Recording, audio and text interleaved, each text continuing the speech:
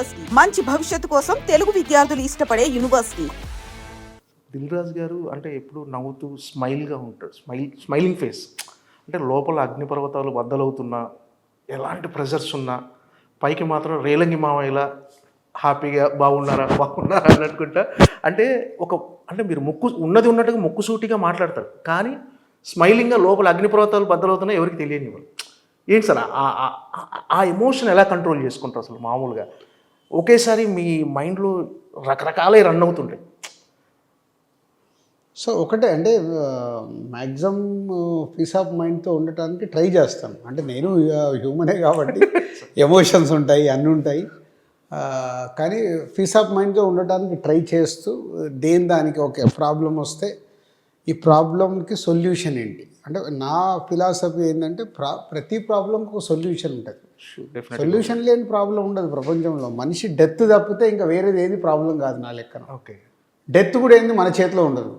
అది ఎలా రాసి పెట్టి ఉంటుంది. మనం పోయిన తర్వాత మన గురించి ఏడ్చే వాళ్ళు ఉంటారు, కానీ అదేంటో మనకు తెలియదు. సో దాని గురించే ఉన్నప్పుడు ఇంకా పెద్దదాన్ని దేన్ని అంత తీసుకోకూడదు అనేది నా ఫిలాసఫీ. అంటే చాలా మొక్కుసూటిగా మాట్లాడతారు సార్, లోపల ఏమి ఉంచేసుకోరు, ఆ ఎమోషన్ కూడా వెంటనే బయట పెట్టేస్తారు. దానివల్ల ఇబ్బందులు ఫేస్ చేసే సందర్భాలు ఏం లేవు సార్? అంటే ఎందుకు ఇలా నేను మార్చుకోవాలా అని ఎప్పుడైనా అనిపించింది? అంటే ఇప్పుడు ప్రతి ఒక్క మనిషిలో ఒక బిహేవియర్ ఉంటుంది, ఒక style of living life style ఉంటుంది. నాదేంటంటే నేను 90% స్ట్రేట్ ఫార్వర్డ్గా మాట్లాడడానికి ఇష్టపడతాను. సో 10%లో ఇప్పుడు మనం పర్సన్తో మాట్లాడుతున్నప్పుడు ఇబ్బంది ఉంది, ప్రాబ్లంకు నాకు సొల్యూషన్ కనిపిస్తలేదు అన్నప్పుడు సైలెంట్గా ఉంటాను. సైలెంట్గా ఉండి టైం కోసం వెయిట్ చేస్తాను, అప్పుడు చెప్పడం జరుగుతుంది. అంటే ఇప్పుడు నా చుట్టుపక్కల ఎవరైతే క్లోజ్గా ఉంటారో వీళ్ళందరితో నాది ఒకలాగా ఉంటుంది. సో నాది ఏది ఇలా ఇప్పుడు బయటకు చెప్పాల్సింది ఏదైతే ముక్కుసూటిగా ఉంటుందో వీళ్ళందరి దగ్గర అలా ఉండదు. ఎందుకు? వాళ్ళందరూ నాకు క్లోజ్, నా వల్ల ఇప్పుడు వాళ్ళు హర్ట్ అవుతారు. సో నేను సైలెంట్గా ఉండడం వల్ల కూడా వాళ్ళు హర్ట్ అవుతారు. అంటే మీరు సైలెంట్గా ఉన్న అర్థమైపోద్ది వాళ్ళకి, మీరు ఏమనుకుంటున్నారు అర్థమైపోద్ది. సో అట్లా అంటే సాధ్యమైనంత మట్టుకు స్ట్రేట్ ఫార్వర్డ్గా అనిపించింది చెప్పేస్తే అయిపోద్ది కదా. దానివల్ల ఎదుటోళ్ళు టెంపరీగా బాధపడవచ్చు, బట్ లాంగ్ రన్లో మేబీ అర్థమవుద్ది. ఇక అర్థం చేసుకోండి వాళ్ళతో ఏముంటుంది, మనకి ఇంకా రిలేషన్ ఉండదు. సో రిలేషన్ లేనప్పుడు మనం అర్థం చేసుకున్నప్పుడు ఇంకా రిలేషన్ అవసరం లేదనేది నా ఫార్ములా. ఓకే, అంటే దిల్ రాజు గారు పీక్స్ అంటే సక్సెస్లో పీక్స్ చూశారు, ఆ ఎమోషన్ వేరు, ఫెయిల్యూర్ కూడా చూశారు. అంటే ఇప్పుడు present me status of mind ఎలా ఉంది? అంటే ఇప్పుడు ఈ సినిమా రిలీజ్ ఉంది అంటే ఎన్నో సక్సెస్ చూశారు, ఫెయిల్యూర్ చూశారు, అన్ని రకాల మనుషుల్ని చూశారు. ఇప్పుడు ఈ సినిమా రిలీజ్ సందర్భంగా ఇదంతా అలవాటు అయిపోయిందా? ఇంకా ఈ సినిమాకు కూడా ఒక తొలి సినిమా లాగా ఒక ప్రెజర్ కానీ, ఈ రిజల్ట్ ఎలా ఉండబోతుంది, ఎలా రిసీవ్ చేసుకోబోతారు జనాలు అని ఒక బేసిక్గా ఇప్పుడు ఇంతకు ముందుకి ఇప్పటికి ఏంటంటే వచ్చిన ఎక్స్పీరియన్స్తో సినిమా నేను ఎడిటింగ్ రూమ్లో చూసినప్పుడే నాకు ఒక జడ్జిమెంట్ ఉంటుంది. ఓకే, ఈ సినిమా ఇలా వర్క్ అవుతుంది, ఇలా వర్క్ అవ్వదు. సో ఇప్పుడు తమ్ముడు విషయంలో నాకు జడ్జిమెంట్ ఉంది, ఈ సినిమా థియేటర్ డైరెక్టర్ ఏదైతే అనుకున్నాడో ఆ ఎక్స్పీరియన్స్ ఇవ్వబోతుంది. సో ఆ ఎక్స్పీరియన్స్తో ఆడియన్స్ బయటకు వచ్చినప్పుడు ట్రైలర్తో ఎలా అయితే ఫీల్ అయ్యారో, వావ్ నితిన్తో ఇలాంటి సినిమా చేశారు. సో సినిమా అయిన తర్వాత కూడా ఆడియన్స్ అదే ఫీల్ అవుతాడు, ఓ నితిన్తో ఒక డిఫరెంట్గా భలే ట్రై చేశారు. మళ్ళీ ప్రాపర్ కమర్షియల్గా ఉంటుంది, ప్రాపర్ ఎమోషన్ ఉంటుంది. 2 hours 25 minutes నియర్లీ లెంత్ ఉంది సినిమా. సో ఆడియన్ ఎంగేజ్ అవుతాడు, ఆడియన్ ఒక ఎక్స్పీరియన్స్ ఫీల్ అవుతాడు అనేది నేను యావిడ్లో చూసినప్పుడు సౌండ్ ఎలా రాబోతుంది, విఎఫ్ఎక్స్లు ఎలా ఉండబోతున్నాయి అనేది నాకు ఒక ఐడియా ఉంటుంది. కాబట్టి అవన్నిటితో నేను ఊహించుకొని చాలా రిలాక్స్గా ఉన్నాను. ఓకే, సో ఈ సినిమాకి ఇప్పుడు ఛాలెంజ్. సో నితిన్కి కంటిన్యూగా లాస్ట్ 4-5 ఫిలిమ్స్ వర్కౌట్ అవ్వలే. ఇప్పుడు ఆడియన్ని థియేటర్కి తీసుకురావాలి. సరే థియేటర్కి వచ్చాక కదా వాళ్ళు ఎక్స్పీరియన్స్ ఫీల్ అయ్యేది. సో థియేటర్కి తీసుకురావడానికి ఏం చేయాలనేది ఎక్కువ ఆలోచిస్తూ, సో మీడియా వాళ్ళందరినీ కలవడానికి కూడా అదొక మేజర్గా రీజన్. అందరినీ కలిసి నా సినిమా గురించి నేను చెప్పేయాలి, చెప్తే ఇది మీడియా ద్వారా ఆడియన్స్కి రీచ్ అవుతే, అరే రాజుగారి ఇలా చెప్తున్నారు, ట్రైలర్ ఆల్రెడీ వచ్చింది, ఈరోజు రిలీజ్ కాబోతున్న సాంగ్ ఒక అమ్మవారి సాంగ్ ఉంటుంది, అది డివైన్ టచ్ బాగుంటుంది. ఇవన్నీ మెటీరియల్ చూస్తూ రాజుగారు చెప్పింది వాళ్ళకు నచ్చితే వాళ్ళు జూలై 4th థియేటర్కి వచ్చిందనుకో వాళ్ళ ద్వారా ఆడియన్స్ దగ్గరికి వెళ్తుందని నమ్ముతున్నాను. మొదటి నుంచి కూడా రాజుగారు కంటెంట్ ఈజ్ కింగ్ అని నమ్మే నిర్మాతల్లో చాలా తక్కువ మంది నిర్మాతలు రాజుగారు ఒకరు. అంటే ఈ సినిమా దిల్ రాజు గారి బ్యానర్లోనే చేయాలి, దిల్ రాజే తీయాలి అన్నంత ఇన్స్పైర్ చేసిన అంశం ఏంటి అసలు? ఈ కథ వేణు శ్రీరామ్ గారు చెప్పినట్టు ఇప్పటి వరకు అన్న చెల్లెళ్ళు అక్క ఇలాంటి కథలు వచ్చినాయి సార్. అంటే ఇందులో something special. Total is a different film ఇది. అన్న తమ్ముడు అక్క స్టోరీ బేస్ అయినా దీనికి డైరెక్టర్ ఇప్పుడు ఎంసీఏ వకీల్ సాబ్ తర్వాత డైరెక్టర్ చేస్తున్న సినిమా. సో శ్రీరామ్ వేణుకి, సో వేణుకి కూడా చాలా ఇంపార్టెంట్ ఫిలిం.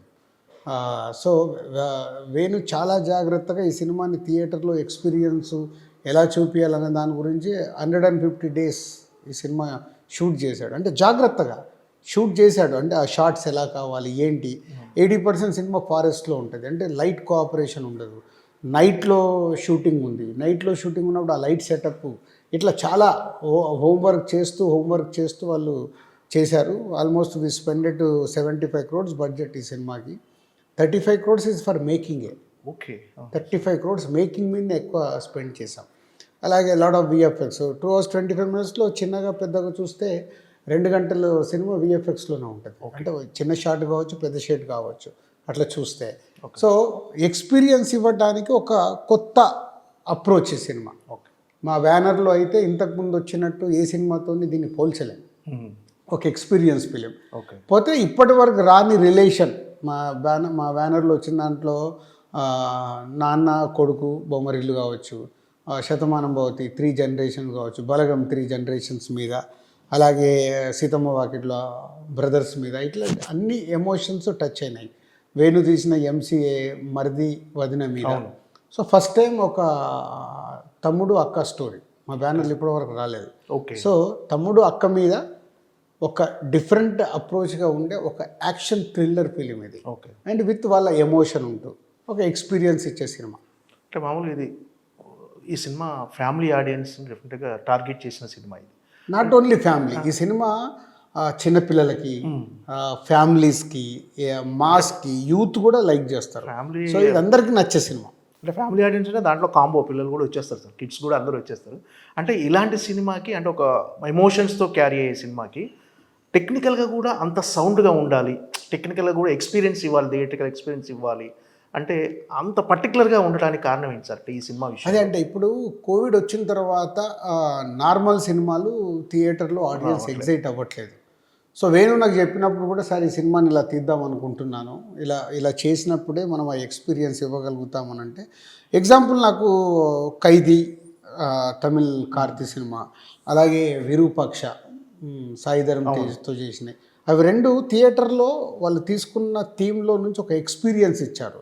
సో ఎగ్జాంపుల్ అలా తమ్ముడు అలా ఒక ఎక్స్పీరియన్స్ త్రూఅవుట్ టెంపోలో ఉంటూ ఒక ఎక్స్పీరియన్స్ ఇస్తుంది. సో దీనికి కావాల్సిన టెక్నికల్ వాల్యూస్ అన్నీ చేస్తూ ఆ విఎఫ్ఎక్స్లు కానీ సౌండ్ కానీ అన్ని జాగ్రత్తలు తీసుకుంటాం. సార్ వేణు శ్రీరామ్ గారు శ్రీ వెంకటేశ్వర క్రియేషన్స్ నుంచే డైరెక్టర్గా పరిచయం అయ్యాడు. దాని తర్వాత 2వ సినిమా ఎంసీఏ మన బ్యానర్లో చేశాడు, 3వ సినిమా వకీల్ సాబ్ చేశాడు, ఇప్పుడు ఈ సినిమా. సార్ అంటే కంటిన్యూగా ఆ డైరెక్టర్, అంటే వేణు శ్రీరామ్ అనే డైరెక్టర్ బయట చేయకుండా ఓన్లీ వెంకటేశ్వర క్రియేషన్స్లోనే చేస్తున్నాడు. అంటే ఇచ్చిన కంఫర్ట్స్ అలాంటియా? అంటే బేసిక్గా డైరెక్టర్కి ప్రొడ్యూసర్కి ఒక వేవ్ లెంత్ ఉండాలి, అది నేను నమ్ముతాను. నాతో పనిచేస్తున్న డైరెక్టర్స్, నెంబర్ ఆఫ్ మూవీస్ చేస్తున్న డైరెక్టర్ ఇప్పుడు అనిల్ రావిపూడి ఇన్ని సినిమాలు చేశాడు అంటే మాకు ఒక వేవ్ లెంత్. అలాగే వంశీ పైడిపల్లి ఆల్మోస్ట్ అన్ని ఫిలిమ్స్ ఇక్కడే చేశాడు, ఒక ఊపిరి తప్పితే ఒక వేవ్ లెంత్. అంటే అలాగే శ్రీరామ్ వేణు ఇది 4వ సినిమా. వేవ్ లెంత్ అంటే ఒక డైరెక్టర్కి ప్రొడ్యూసర్కి డైరెక్టర్ ఏం కోరుకుంటున్నాడు అనేది నాకు అర్థం అవ్వాలి. అరే రాజుగారు అయితే ఇక మేము అడిగింది చెప్పగానే ఓకే ఇది వర్క్ ఇది అవుతుంది కాదు అనేది మాట్లాడతాడు. అలాగే వాళ్ళ దాంట్లో కూడా నేను అలాగే చెప్తాను. స్క్రిప్ట్ విన్నప్పుడు లేదు నాకు ఇది ఎక్కడ నచ్చట్లేదు, ఒకసారి ఏదో రాంగ్ వెళ్తున్నట్టుంది, చెక్ చేసుకోండి అంటే ఇప్పుడు నేను చెప్పిన డైరెక్టర్లు అందరూ చెక్ చేసుకుంటారు. ఓకే రాజుగారు అంటున్నారు ఏంటి ఒకసారి చూద్దామని. అలా ఎడిటింగ్ రూమ్లో నాకు ఎక్కడైనా అనిపిస్తే ఇక్కడ లెంత్ అనిపిస్తుంది, ఇక్కడి నుంచి ఇక్కడికి కనెక్ట్ అవ్వట్లేదు, ఇప్పుడు ఎమోషన్ కనెక్ట్ అవ్వట్లేదు, లేకుంటే ఇక్కడ కొంచెం ల్యాగ్ అనిపిస్తుంది, ఇవన్నీ నాకు అనిపించినాయని చెప్తే వాళ్ళు నోట్ చేసుకుంటే వాళ్ళు వర్క్. ఇవన్నీ వేవ్ లెంత్. ఓన్లీ సినిమా కథ చెప్పడము, సినిమా తీయడమే కాదు. సో ఇవన్నీ కుదిరితేనే ఒక రైట్ అవుట్పుట్ వచ్చినప్పుడు దాన్ని అందరం కలిసి ఎంజాయ్ చేయగలుగుతాం.